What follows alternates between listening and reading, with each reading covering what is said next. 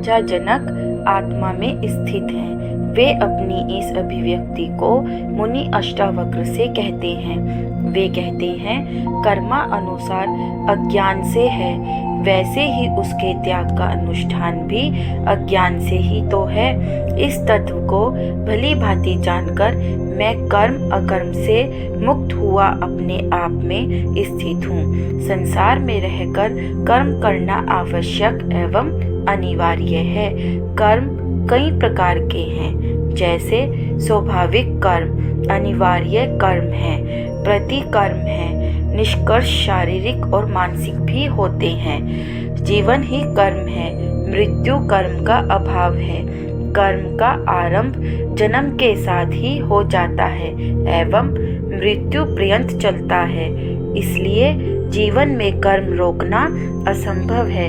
गीता में कहा है, क्षण मात्र भी कोई कर्म ना करता हुआ नहीं ठहरता, क्योंकि प्रकृति के गुण प्रत्येक से कर्म कराते हैं, किंतु जो कर्म आकारवश किए जाते हैं, वासना पूर्ति हेतु किए जाते हैं, जिनके पीछे कोई ना कोई फला आकांक्षा होती है, वे ही कर्म बंधन का कारण बनते हैं। जिस कर्म में करता हो, अहंकार हो, मैं कर रहा हूँ, मैंने किया है, इस प्रकार मैं की जहाँ उपस्थिति है, वही कर्म बंधन है। क्योंकि अहंकार तथा मैं भाव ही अज्ञान है। इन कर्म बंधनों से मुक्ति के लिए भी मनुष्य अनेक कर्म करता है। यह जप तप योग भजन पूजन यज्ञ ध्यान समाधि इत्यादि भी भाव से ही किए जाते हैं। इनमें भी फलाकांक्षा रहती है, इसलिए यह भी कर्म है जो बंधन स्वरूप है। अहंकार वश और अज्ञान वश किए गए कर्मों का फल अवश्य होता है। शुभ कर्मों का शुभ एवं अशुभ कर्मों का अशुभ फल होता है। यदि अशुभ बंधन है तो शुभ भी बंधन ही है। बेड़ी चाहे लोहे की हो या सोने की, मुक्ति के लिए दोनों बंधन ही तो हैं। इसी प्रकार कर्मों का त्याग भी बंधन है, क्योंकि उसमें भी अहंकार है, मैं भाव उसमें भी है। जो अहंकार एवं अज्ञान है, मैंने त्याग किया, इस भाव के रहते जो त्याग होता है वह अहंकार को और बढ़ा देता है। फिर इस त्याग के पीछे फलाकांक्षा रहती है, चाहे वह स्वर्ग मोक्ष मुक्ति किसी की भी हो। अतः कोई भी कर्म जो अहंकार अज्ञान से किया जाता है वह मुक्ति का मार्ग नहीं है। इसलिए जनक इस सूत्र में कहते हैं कि जैसे कर्म का अनुष्ठान अज्ञान से होता है, वैसे ही उसके त्याग का अनुष्ठान भी अज्ञान से ही होता है। दोनों में मैं का भाव रहता है। जो अज्ञान है, मैं आत्मस्वरूप को उपलब्ध होकर ऐसा जान गया है, क्योंकि आत्मा का कोई कर्म नहीं है, आत्मा करता नहीं है। कर्म मात्र अहंकार ही कारण होते हैं। मैं अहंकार रहित होकर कर्म एवं अकर्म कर्म एवं उनका त्याग दोनों से ही मुक्त होकर अपने स्वरूप में स्थित हूँ। अहंकार रहित स्वाभाविक रूप से किए गए कर्म नहीं है, ऐसा होकर मैं स्थित हूँ। कर्म की इससे श्रेष्ठ कोई देशना है ही नहीं, जैसी इस सूत्र में जनक ने दी है। राजा जनक ने आगे कहते हैं, अचिंत्य चिंत्यो मानो पचिंता रूपम भजते से त्वातद भावनम तस्मा एवं एव आमा। स्थित ब्रह्मा का चिंतन करता हुआ अचिंत्य का चिंतन करता हुआ भी वह पुरुष चिंता को ही तो भजता है। इसलिए उस भाव को त्याग कर मैं भावना मुक्त हुआ स्थित हूँ।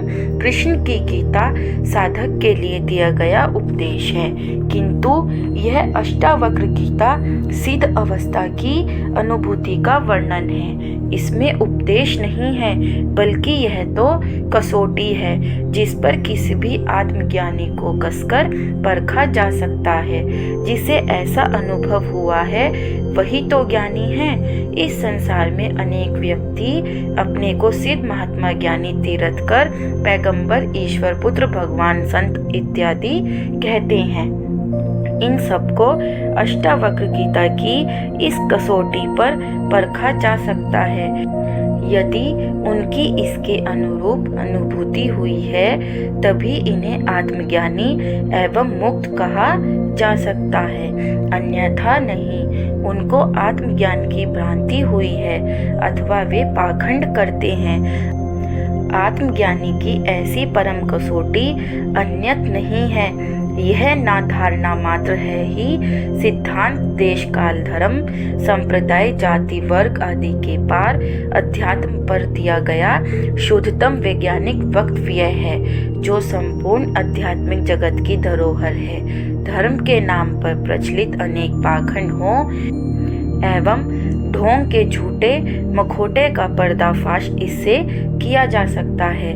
राजा जनक इस सूत्र में और भी महत्वपूर्ण बात कहते हैं कि अनेक व्यक्ति कर्म कांड, उपासना, भक्ति आदि कर्मों को छोड़कर केवल उस अचिंत ब्रह्मा का चिंतन मात्र करते हैं। वे समझते हैं कि परमात्मा के चिंतन से, ब्रह्मा के चिंतन से ही उन्हें मुक्ति मिलेगी।